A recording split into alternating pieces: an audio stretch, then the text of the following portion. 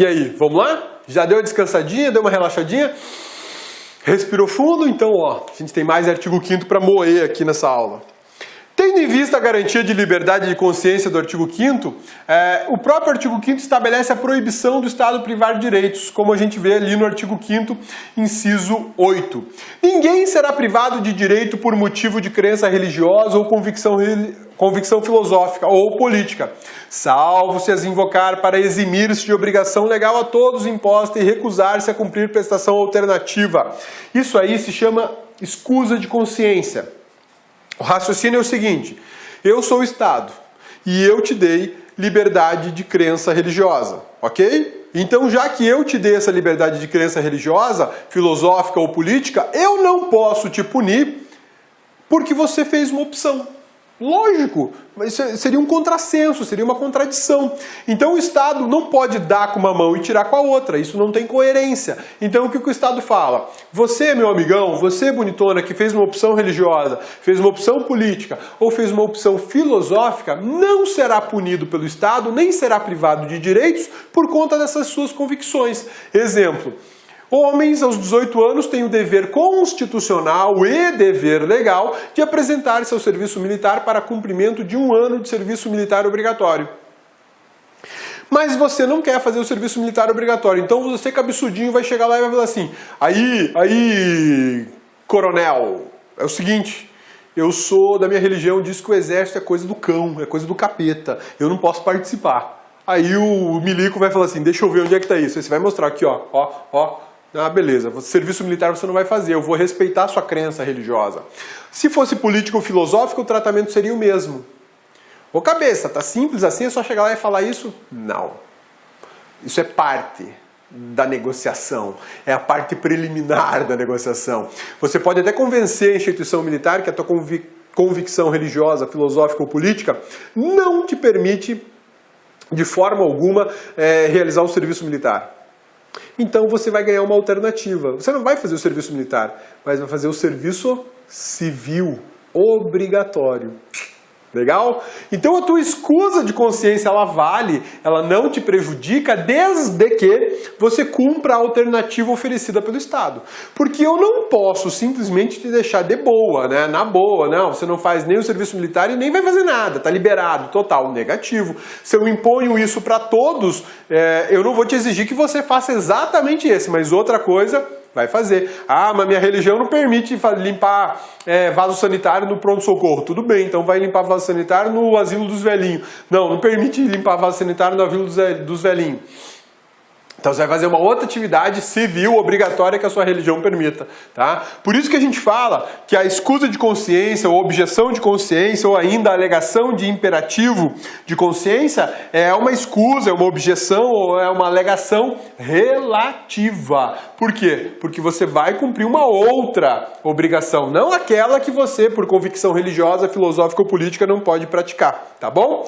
Isso possibilita o indivíduo a recusa de cumprir determinadas obrigações, mas não o isenta de toda e qualquer obrigação, tá bom? É norma de eficácia contida, segundo o professor José Afonso da Silva, né? Ele que traz essa classificação e analisa esse dispositivo também. Salvo se invocar para eximir-se de obrigação legal a todos imposta e recusar-se a cumprir a prestação alternativa. Aqui está justamente o fato de ser uma norma de eficácia contida. Quando eu falo que você não vai ser punido por ter uma convicção religiosa ou filosófica, tem um salvo. Esse salvo funciona assim: exceto se você invocar para cumprir uma obrigação a todos impostas e ainda assim, nessa invocação, se recusar a cumprir uma obrigação alternativa. A escusa de consciência não é escudo para o descumprimento de obrigações impostas a todas as pessoas. O cumprimento da obrigação alternativa é medida de isonomia. Porque eu não posso dar obrigação para todo mundo, menos para você. E cabeça, se eu me recusar a cumprir, o que vai rolar? Suspensão dos direitos políticos, artigo 15. Olha lá. É vedada a cassação de direitos políticos, cuja perda ou suspensão só se dará em casos de recusa de cumprir obrigação a todos imposta ou recusa de cumprir a prestação alternativa, nos termos do artigo 5º, inciso 8. Então você tem liberdade de crença, mas não terá uma liberdade para deixar de fazer aquilo que todos fazem, sem pelo menos contribuir de outra forma, tá? Você vai ter que prestar uma obrigação alternativa. Ô cabeça, o que você falou lá quando você foi ao exército? Eu falei que eu sou cegueta, né? O cara me perguntou, o militar lá me perguntou, acho que era um tenente, sei lá o que era, um sargento, enfim. Perguntou qual era o grau deste olhinho aqui do cabeça. E eu soltei um 5,5 para ele, o cara até caiu para trás, né? Hoje não são 5,5, são quase 9 que o cabeça tem aqui e 6 aqui. Então se eu tirar esse óculos eu não enxergo nem a câmera. Por isso que eu não servi o exército, por causa dos óculos. Beleza? O exemplo de respeito à liberdade de consciência está previsto no artigo 143 da Constituição. O serviço militar é obrigatório nos termos da lei. Parágrafo 1º. Às Forças Armadas compete, na forma da lei, atribuir serviço alternativo aos que, em tempo de paz, após alistados, alegarem imperativo de consciência, entendendo-se como tal decorrente de crença religiosa, convicção filosófica ou política, para se eximirem da atividade de caráter essencialmente militar. Isso está regulado na Lei 8.239, que é a lei que regula o serviço militar no Brasil. Tá bom? Belezinha? Sussa! Liberdade de consciência é assegurada, inclusive, assistência religiosa, né? É assegurado nos termos da lei a prestação de assistência religiosa nas entidades civis e militares de internação coletiva. Liberdade de expressão é livre expressão da atividade intelectual, artística, científica e de comunicação, independente de censura e licença. Deixa eu falar para vocês uma coisa. A censura e a licença, elas não podem ser o motivo do impedimento da sua liberdade de expressão. O Brasil não tolera mais isso. Já ultrapassamos a fase em que as atividades artísticas, intelectuais teriam que ser, de alguma forma, vistoriadas, supervisionadas e aprovadas previamente antes de ir ao conhecimento público. O que nós temos hoje é o poder de polícia da administração de fiscalizar essa manifestação de expressão para saber se algumas são ofensivas ao Estado, se elas são ofensivas ao presidente da República, aos ministros do STF ou ao cidadão comum. Isso é uma fiscalização, é poder de polícia. Eu posso manifestar a minha liberdade de expressão como eu bem entender, mas se eu estiver de alguma maneira ofendendo alguém, cabe ao Estado a fiscalização disso, identificar que eu ofendi. Outra situação, eu posso manifestar minha liberdade de opinião de qualquer forma? Não, não posso. Por quê? Por transmissão por rádio, só se for uma rádio autorizada. Caso contrário, não haverá possibilidade de você manifestar sua opinião por uma rádio que não é autorizada pelo Estado. Isso aí seria até crime, fazer operar equipamento de radiodifusão sem autorização da Agência Nacional de Telecomunicações, a Anatel, você estaria praticando um crime. Então, não é censura, não é uma licença no seu sentido de deixa eu falar esse conteúdo. Não, é um poder de polícia de fiscalizar a forma e o que você vem divulgando, tá? É vedada a censura, mas a responsabilidade em caso de manifestação ofensiva a terceiros. É o que fala o artigo 5º da Constituição. É assegurado o direito de resposta proporcional ao agravo, além da indenização pelo dano material, moral ou à imagem. Liberdade profissional é assegurada pelo artigo 5º, inciso 13. É livre o exercício de qualquer trabalho, ofício ou profissão, atendidas as qualificações profissionais que a lei estabelecer. Norma classificada como de eficácia contida. E aí a gente encontra os professores Marcelo Alexandrino e Vicente Paulo e o professor Pedro Lenza falando exatamente a mesma coisa, que é uma norma de eficácia contida. Contudo, caso a profissão escolhida não esteja regulada, é caso de norma de eficácia limitada, pendente de regulamentação. E isso aparece como em concurso público, né? Não, vamos voltar, peraí, deixa eu voltar aqui. Aparece como em concurso público? Em concurso público, esse dispositivo aqui aparece muito como norma de eficácia contida. Pode gravar aí, regra geral. O artigo 5º, inciso 13, é norma de eficácia contida. Contudo, é possível chamá-lo de norma de eficácia limitada. E o professor Pedro Lenza ainda diz que se não houver regulamentação, seria uma norma de eficácia plena. Ô, cabeça, o que é isso? Eficácia plena, contida e limitada. Meu amigão, você vai ter que assistir a aula de aplicabilidade de normas constitucionais. É uma aula pequenininha, tranquila, vai lá, assiste que você vai ser feliz, tá? E aí você vai poder tirar essa sua dúvida, tá bom? Belezinha? Ainda sobre liberdade de profissão, vale destacar o teor da súmula vinculante 44. Só por lei pode sujeitar a exame psicotécnico a habilitação de candidato a cargo público. Ou seja, só uma lei pode determinar que eu faça o exame psicotécnico para escolher uma profissão, para exercer uma profissão, né?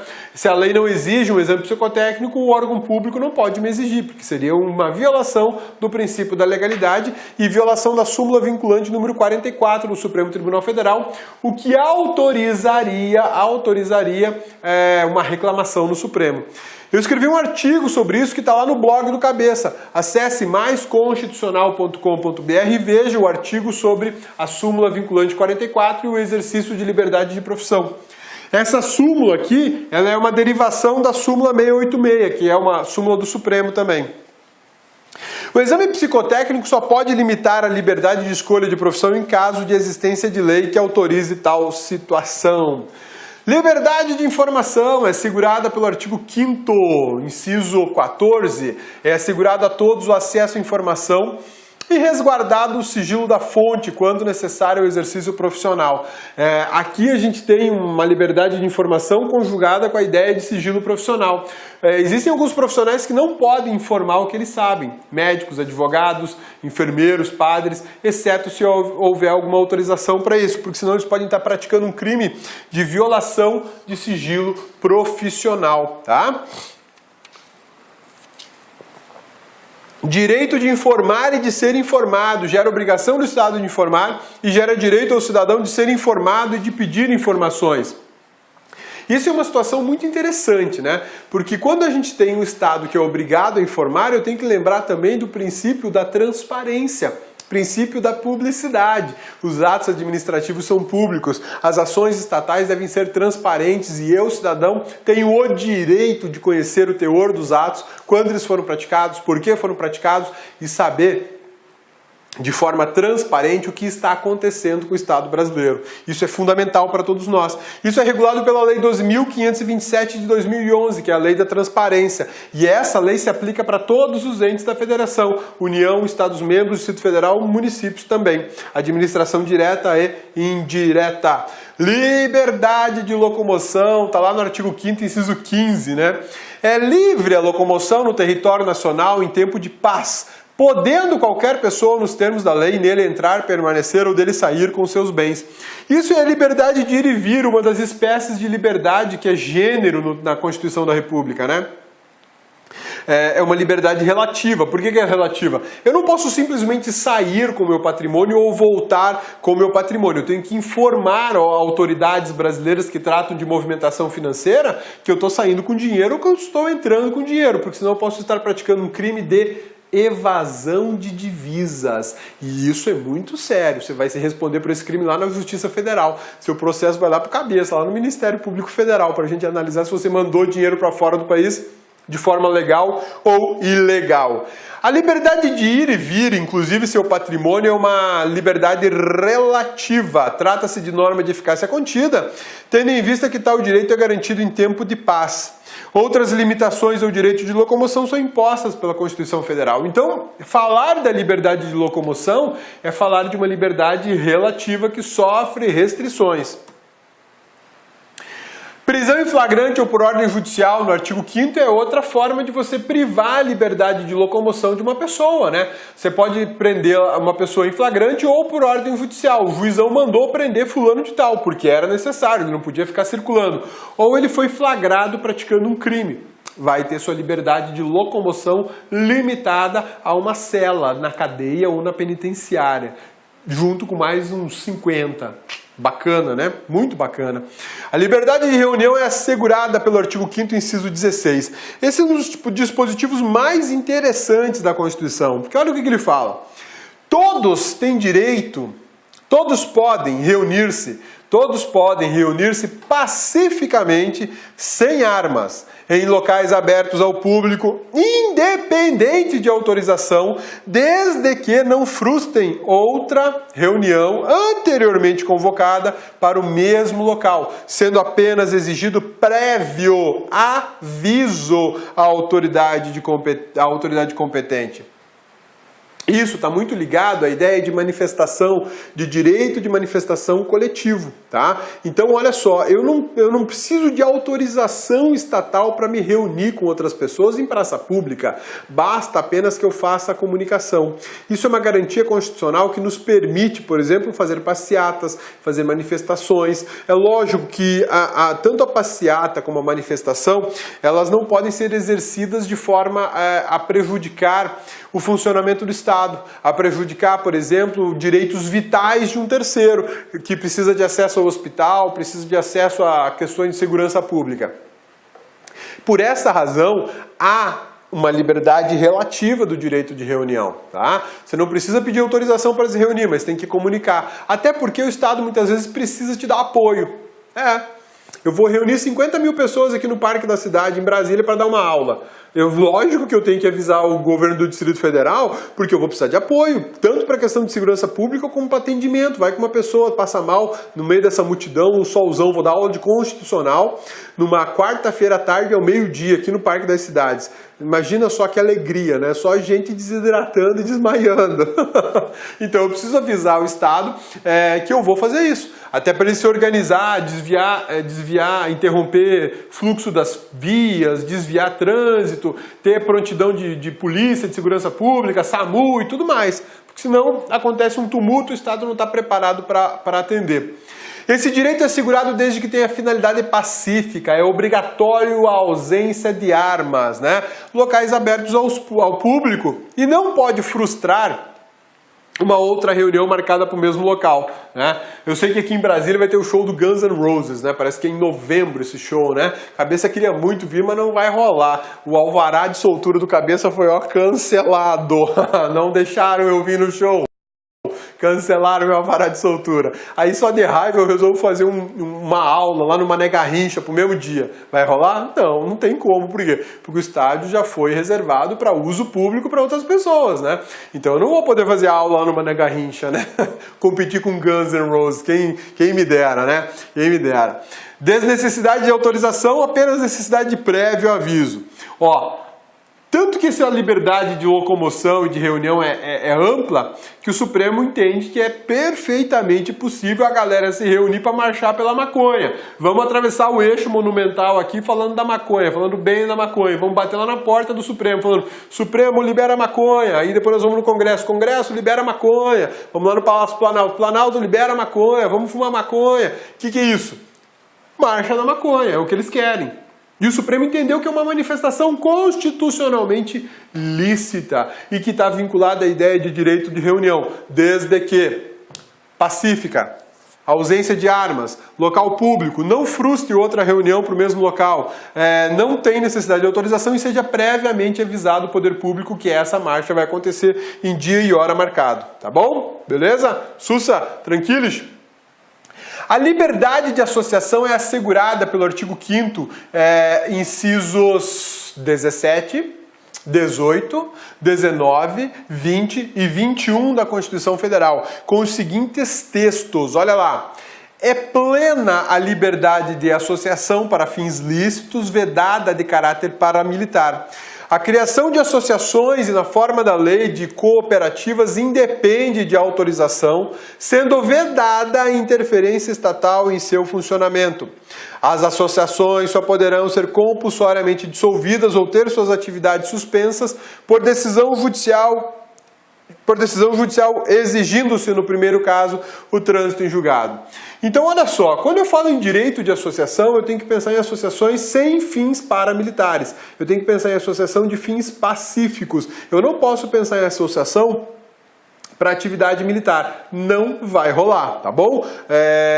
Quando fala caráter paramilitar, é montar uma milícia, montar um exército paralelo ao exército oficial existente no Brasil. Tá? Criação de associação não depende, cooperativa e associação não depende de autorização do Estado. Depende de uma regularização da constituição da personalidade jurídica dessas pessoas perante um cartório, para registro do estatuto. Isso sim. Agora, eu não preciso chegar para o Estado, me autoriza a funcionar e dar ao Estado a discricionariedade de dizer não autorizo. Não existe isso, tá? Não existe. O Estado não pode interferir, inclusive, no funcionamento. Pode exigir, por exemplo, que tenha livro caixa, tenha CNPJ, tenha inscrição estadual, mas não pode dizer como deve funcionar, que objetos e interesses deve tutelar. Negativo, aí não vai rolar, tá bom? E as associações podem ser dissolvidas ou compulsoriamente e ter suas atividades suspensas compulsoriamente. Como? Por decisão judicial. Então, por decisão judicial, eu posso fazer duas coisas. Suspendo as atividades dessas associações e posso dissolver a associação, eliminar ela, porque ela não presta, ela foi constituída para praticar crimes. Só que para isso depende de ordem judicial, decisão judicial. Ocorre que para dissolução, para acabar com uma associação, a sentença judicial tem que ter transitado em julgado. Para suspender as atividades não precisa transitar em julgado. Então fique esperto com isso aí, meu amigão, porque você precisa saber, você que está ligado nesse momento, tá? Ninguém poderá ser compelido a associar-se ou permanecer associado às entidades associativas. Desculpe, ninguém poderá ser compelido a associar-se ou permanecer associado. Beleza. É uma liberdade de associação. As entidades associativas, quando expressamente autorizados, têm legitimidade para representar seus filiados judicial ou extrajudicialmente. Vejam só, existe uma discussão se uma associação pode representar o grupo de associados ou filiados ou representar uma pessoa só. Pode as duas coisas, representar um afiliado, ou um filiado, melhor dizendo, ou todos, ou um grupo deles. E precisa autorização para cada representação? Não. O Supremo já decidiu que quando você se registra, se filia a uma instituição dessa, você já está dando anuência para que ele vá te representar em situações de extrajudicial ou judicial, seja num processo na justiça ou perante a administração pública, né? Existem alguns doutrinadores que entendem que é necessário para cada representação uma autorização. Não é necessário. O Supremo Tribunal já falou que se fizer parte da atividade estatutária aquele tipo de representação, então eu não preciso, a cada nova ação judicial, ter que ir lá e avisar, eu te autorizo me defender. Não, tá autorizado já. Beleza, não tem problema não. Tá bom? Beleza? Sussa, tranquilos? Então vamos continuar e vamos falar da igualdade, né? A terceira garantia constitucional prevista no artigo 5º, também extremamente importante para a nossa vida. O princípio vinculado aos fundamentos da República e democracia. A ideia de igualdade tem muito a ver com República e muito a ver com democracia. Faz parte desses dois grandes princípios constitucionais. A proteção da igualdade decorre de diversos outros princípios constitucionais de extra importância. Por exemplo, igualdade de gênero, homens e mulheres são iguais, né? Direito de resposta, ampla defesa e contraditório. Se você teve o direito de me ofender, eu tenho o direito de me defender. Isso é igualdade. Defesa do consumidor. Se o consumidor é lesado, ele tem que ter o direito de receber uma resposta. Isso é igualdade nas relações comerciais. Vedação ao racismo ou à discriminação, porque as duas são formas odiosas de desvalorização da igualdade. Tanto o racismo como a discriminação preconceituosa são males que a sociedade brasileira deveria extirpar, deveria jogar no lixo, bem longe. Nós não precisamos disso. Mas, infelizmente, ainda existe muito racismo e muita discriminação infundada nesse país, né? E eu estou falando de todo tipo de discriminação, em razão da cor, em razão da condição social, em razão da opção sexual, em razão da escolha de um time, em razão da escolha de um partido político. Muita gente está sendo vítima de preconceito nesse país, e isso é pura ignorância, né? Assistência religiosa, entre outros, e por aí vai a ideia da igualdade, né? A proteção do direito de liberdade mantém estreita ligação com a proteção. Essa parte já devia ter saído daí, né? A cabeça vai até arrumar. Peraí. Essa parte não precisava estar aqui. Ficou de bobeira, já vou tirar. Era aí, terminando aqui a edição, para você não ficar com o material errado, né? E vamos agora falar da igualdade. Liberdade já foi. E agora a gente vai falar da liberdade, ou melhor, da essência do princípio da igualdade, né? Tratamento igual aos que se encontram em situação equivalente e tratamento desigual aos desiguais na medida de suas desigualdades. Na medida de suas desigualdades. Não é na medida desigualdades, né? Na medida de suas desigualdades. Belezinha, agora tá lindo. Então vamos lá, vamos entender como é que funciona o princípio da igualdade, né? A essência dele. Vamos fazer uma divisãozinha básica aqui para a gente entender. Então eu tenho pessoas que são iguais, e eu vou tratá-las de forma igual. Essa é o início da essência do princípio da igualdade. Tratar os iguais de forma igual, beleza? Agora existem pessoas que são diferentes, né? A cor é diferente, a forma é diferente, a condição é diferente. E aí, eu vou tratar de forma igual pessoas diferentes? Não, porque se eu tratar de forma igual pessoas que estão em situações diferentes, eu pratico a desigualdade. Por isso que eu trato de forma desigual aqueles que são desiguais. O princípio da igualdade, a essência dele, está nesse gráficozinho, meu amigo. Se você entender isso aqui, você entendeu toda a igualdade. Se você entender isso aqui, eu já vou ficar extremamente feliz. Você não vai mais ter problemas com questões pertinentes à igualdade, seja em prova de concurso público, seja na sua vida pessoal. Tá bom? Beleza?